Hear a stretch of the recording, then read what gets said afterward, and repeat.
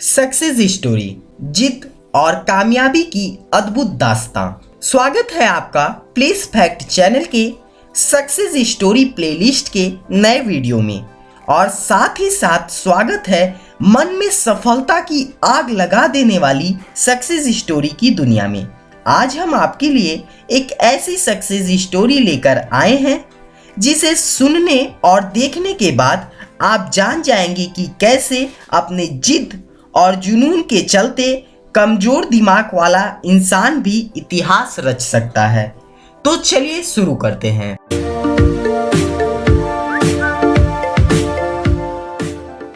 Success story. यह कहानी है स्वीडन के एक छोटे से गांव में गरीब किसान परिवार में जन्मे एक बच्चे की, जिसका नाम इंगवार रखा गया। इंगवार का जन्म 23 मार्च 1926 को हुआ।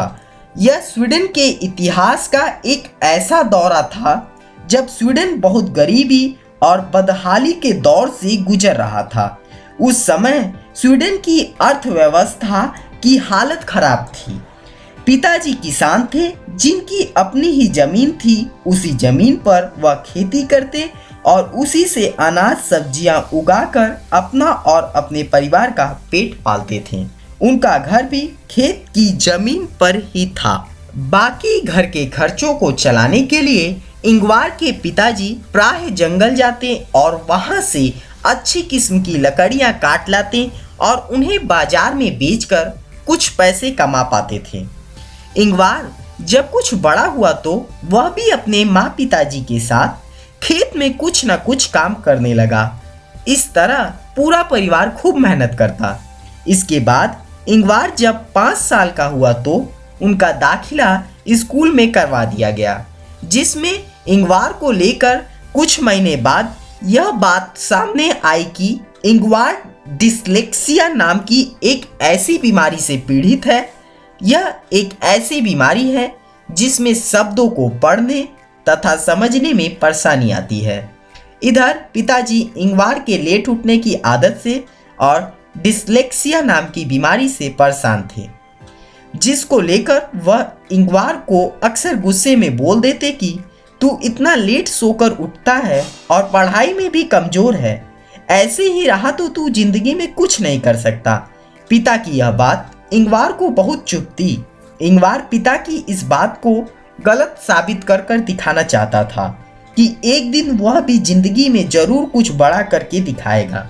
अपनी इस लेट उठने की आदत से अक्सर स्कूल लेट पहुंचता।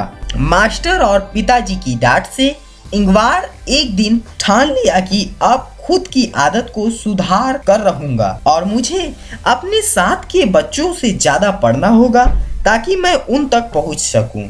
जिसके चलते इंगवार ने सुबह 5:30 बजे का अलार्म लगाया और अलार्म को स्टॉप करने वाला बटन तोड़ दिया।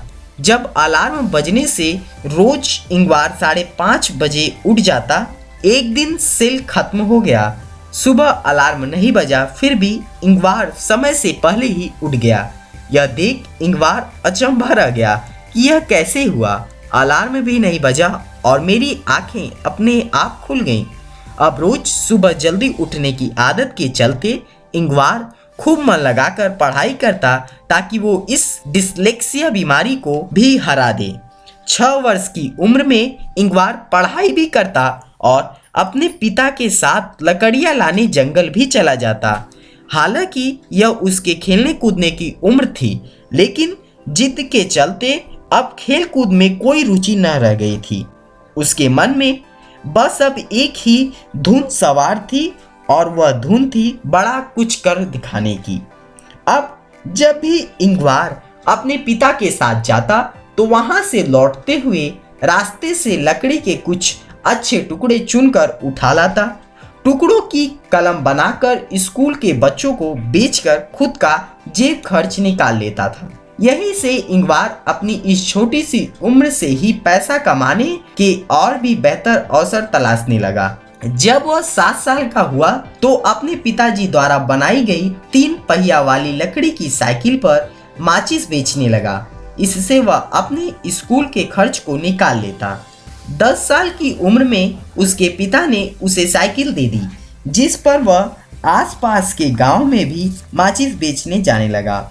उसी दौरान उसे पता चला कि अगर यह माचिस स्टॉकहोम शहर के होलसेल में खरीद ली जाए तो काफी सस्ती पड़ेगी, तो इस तरह अधिक माचिस लोगों को बेच पाऊंगा, यानी अधिक मुनाफा कमाऊंगा। वहीं स्टॉकहोम शहर में अपने एक रिश्तेदार की मदद से इंगवार ने बहुत सारी माचिस मंगवा ली। अब वह इन माचिसों को पहले से भी कुछ कम दाम में बेचने लगा। इस तरह इसमें भी इंगवार को खर्च निकालने के बाद पहले के मुकाबले काफी पैसे बच जाते थे। लेकिन जब इंगवार 12 साल का हुआ तो अपनी इस आय से बड़ी कक्षा का खर्च निकालना मुश्किल हो गया। तब इंगवार ने आय को और बढ़ाने के लिए कुछ डेकोरेशन वाले प्रोडक्ट भी खरीद कर बेचने शुरू कर दिए। साथ ही साथ बॉल पेन और पेंसिल भी बेचने लगे। बॉल पेन बेचने से जब ज़्यादा मुनाफा हुआ तो इंगवार ने होलसेल में बहुत अधिक मात्रा में बॉल पेन खरीदना चाहा, लेकिन उसके पास इतने पैसे नहीं थे कि खरीद सके। तब इंगवार ने बैंक से $63 का लोन लिया। यह उसकी लाइफ का पहला और अंतिम लोन था। उसने अपने सभी सामान को स्टॉक करने के लिए एक छोटी सी झोपड़ी बना ली। साथ ही वो अपने पिता के साथ जंगल जाकर कंस्ट्रक्शन में काम आने वाली लकड़ियां लाने में भी मदद करता। लेकिन इन सब कामों के बावजूद उसने पढ़ना नहीं छोड़ा। लेकिन 20 साल तक आते आते इंगवार अब अपने बिजनेस को आगे बढ़ाना चाहता था, जिसके लिए उसको अपने बिजनेस के लिए अधिक समय देना अनिवार्य था। इसी के चलते इंगवार ने अपनी पढ़ाई छोड़ दी। अभी तक इंगवार साइकिल पर घूम घूम कर माचिस और डेकोरेशन जैसे कई अन्य सामानों को बेचने में उसके पास काफी अच्छी जानकारी इकट्ठा हो गई थी, जिसमें उसने यह समझा कि उसके आसपास के इलाकों में लकड़ी की बहुत सी चीजें बनाई जाती हैं और कौन सा सामान कहां से और कितना सस्ता मिलेगा, इन सब बातों का ज्ञान इंगवार को अच्छे से हो गया था। अपने जमा किए गए पैसों से अधिक सामान खरीदने तथा उन सामानों को स्टोर करने के लिए जब जगह नहीं थी, जिसके चलते इंगवार ने जमा किए पैसों से मेल ऑर्डर बिजनेस करने का फैसला किया, जिससे सामान को स्टोर करने की जरूरत नहीं थी। इंगवार ने अपने आसपास लकड़ी का सामान बेचने वाले कुछ लोगों से बात की, जिसमें उसने अच्छे से उनके रेट जैसी कई अन्य जानकारियां इकट्ठा कर ली। इसके बाद इंगवार ने आसानी से मिलने वाले ऐसे ही सामानों के लिए कैटेलॉग पर्चा छपवा दिया, जिसमें शुरुआत में picture frame, purse, ball pen जैसी कई छोटी छोटी चीजें शामिल की। उस जमाने में इस प्रकार का बिजनेस आज के ऑनलाइन बिजनेस जैसा ही चलता था, जिसमें दूर दूर तक केवल कैटेलॉग में छापी जानकारी के माध्यम से ऑर्डर लिया जाता था, फिर उसे मेल ऑर्डर से भेज दिया जाता था और पैसा भी डाक के जरिए भेज दिया जाता था। इंगवार बहुत कम मार्जिन पर बिजनेस करने में विश्वास रखते थे, जिससे कि ऑर्डर ज़्यादा आए और मैन्युफैक्चर से ज़्यादा माल खरीदने पर अधिक डिस्काउंट लें। धीरे धीरे इंगवार की इसी रणनीति से बिजनेस अच्छा चलने लगा। इसके बाद इंगवार के कैटेलॉग में फर्नीचर जैसे बड़े सामान शामिल होने लगे और बॉल पेन जैसे छोटे सामान लिस्ट में गायब होने लगे। पिताजी के साथ काम करते करते इंगवार को लकड़ियों की अच्छी किस्म की पहचान थी, जिसके चलते वह अपने पिता की मदद से लकड़ियों को लोकल मैन्युफैक्चरिंग फैक्ट्री में देकर फर्नीचर तैयार करवाने का ऑर्डर देता, फिर उन्हीं फर्नीचर को कम मार्जिन पर बाजार में बेच देता। इंगवार के फर्नीचर की गुणवत्ता को देखते हुए बाजार में इंगवार के फर्नीचर की डिमांड खूब बढ़ने लगी। माल अब बड़ी बड़ी गाड़ियों में जाने लगा। इसी के चलते अब कई लोकल फैक्ट्रियां सिर्फ इंगवार के लिए काम करने लगी। इंगवार फर्नीचर बनाने लगी। इंगवार के कंपटीटर्स को यह बात गवारा नहीं थी, क्योंकि मानना था कि इंगवार यह नीति हमारे रेट खराब कर रही है, जिसके चलते डिमांड कम हो गई है। इंगवार के बढ़ते इस फर्नीचर्स की डिमांड से बाकी के नमी गिरामी कंपनियों के फर्नीचर्स की डिमांड बाजार में गिरने लगी, जिससे कंपनियों को बहुत नुकसान होने लगा। इसी के चलते the Swedish furniture of would industry के इंगवार की कंपनी का बॉयकॉट कर दिया, जिसके चलते सब ने इंगवार के लिए माल बनाने तथा बेचने से मना कर दिया।